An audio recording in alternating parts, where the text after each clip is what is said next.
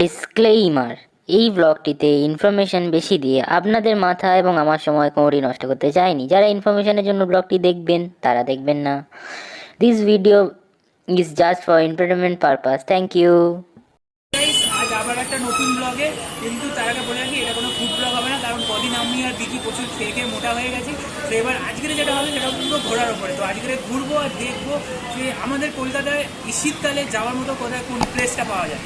চলুন বেশি দেরি না করে ওইদিকে যাওয়া যাক।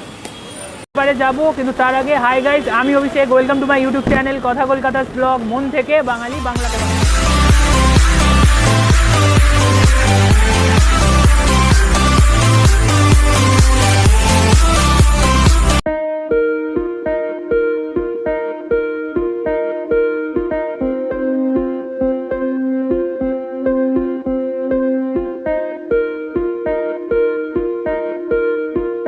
তো যেমনটা বলছিলাম আর কি, যে শীতকাল আর বাঙালি চিড়িয়াখানায় আসবে না। তো আমরা যেহেতু আমিও সিঙ্গেল, ও সিঙ্গেল, চলো চিড়িয়াখানায় চলো।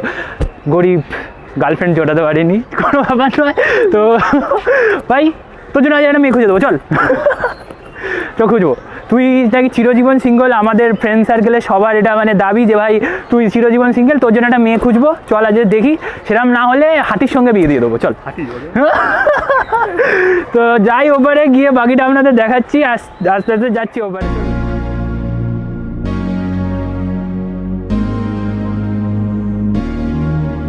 আমি ওর জন্য বলেছিলাম একটা হাতি খুঁজে দেবো, তো আমি হাতির কাছে চলে এসেছি। ইভেন আমি হাতিটার কাছে পর্যন্ত গিয়ে ওর জন্য প্রপোজাল দিলাম, হাতিটাও না বলে দিল। কি সিঙ্গেল জীবন আমাদের, কোনো ব্যাপার নয়, চলুন আস্তে আস্তে দেখি, অন্যদিকে যাই।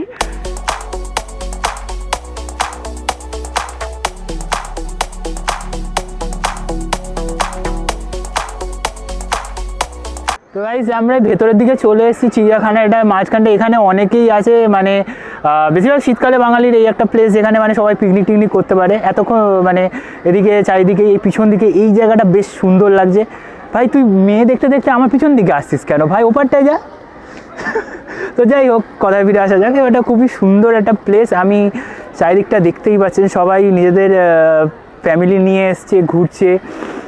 সবথেকে দুঃখের বিষয় হলো যে সবাই কারুর না কারুর সঙ্গে এসছে, আমি যার সঙ্গে এসেছি সেও সিঙ্গেল, আমিও সিঙ্গেল। দেখুন, এবার অনেকে বলবেন যে মানে আমি প্রত্যেকটা কথা এটাই কেন বলছি, তার কারণ কষ্ট হয়, কষ্ট। তো ঠিক আছে, আর কি সাইডে থাক, আবার আগে গিয়ে দেখাই, আরও অনেক কিছুই দেখার আছে।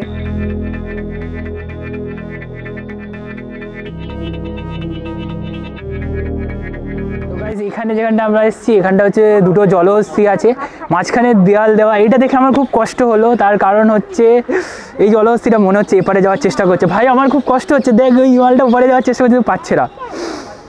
এইটা চিড়িয়াখানা ঠিক করেনি, আমি চিড়িয়াখানা অথরিটির সঙ্গে কথা বলবো। ভাই দেখ বেচারাটা, দেখ কত কষ্ট। ঠিক আছে ভাই তুই দাঁড়া, তুই কষ্ট পাস না, আমি তোর জন্য কথা বলবো, আমি যাবো, আমি চাপ নিস না।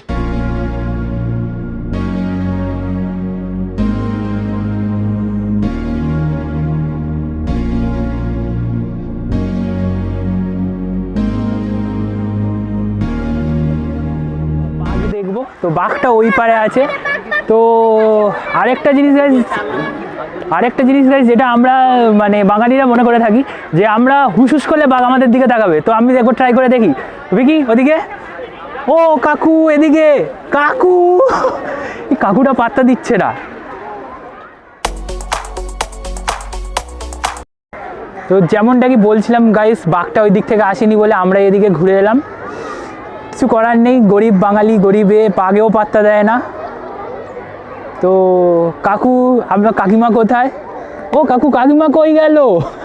কাকিমা নেই।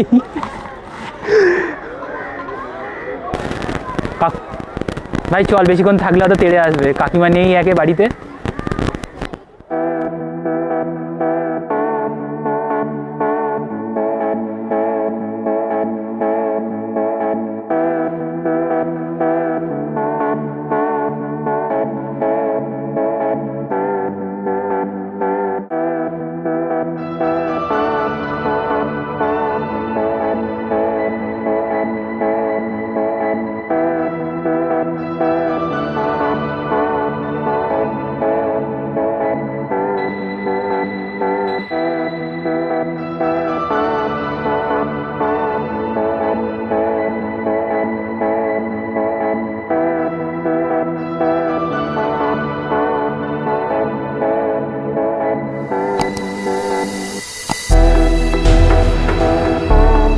আমরা এবারে যেটা দেখবো সেটা হচ্ছে জিরাফ। তেমন জিরাফটা দেখতে দেখতে একটা খুব কিউট একটা জিরাফের দিকে নজর পড়লো, মানে ছোট্ট মতো। সেটা এইটা মেবি মনে হচ্ছে খুবই বাচ্চা জিরাফ, নতুন সদস্য হিসেবে যেটা মনে হলো আমার। তো দেখুন, আমি আরও শর্টস জিরাফের দিয়ে দেবো। তো আগে দেখা যাক আর কি পাই।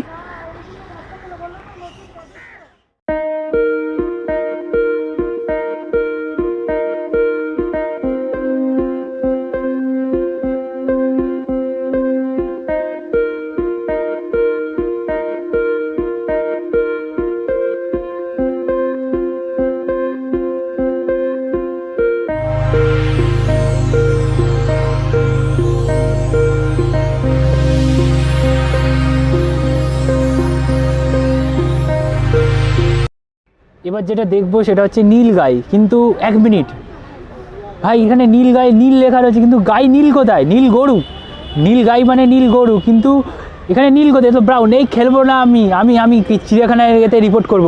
আমাদের নীল গাই দিতে হবে, আমরা নীল গাই পরে এসেছি।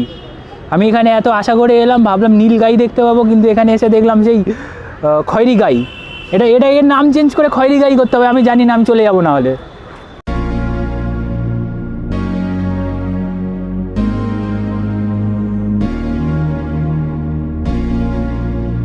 তো গাইস, যেটা দেখছিলে এই যে শিম্প্যাঞ্জি, এটা আমাকে আমার একটা স্পেশালি বান্ধবী রেফার করেছিল। তো এলে দেখলাম, দেখ ভাই তুই যদি দেখিস তাহলে খুবই ভালো। দেখ, আমি ওকে বলেছি তোর জন্য যে একটা ভালো পাত্রী আছে, ওই জন্য ও পোজ দিয়ে বসেছে, একটু দেখে নিস। হ্যাঁ, আর গাল দিস না কমেন্টে।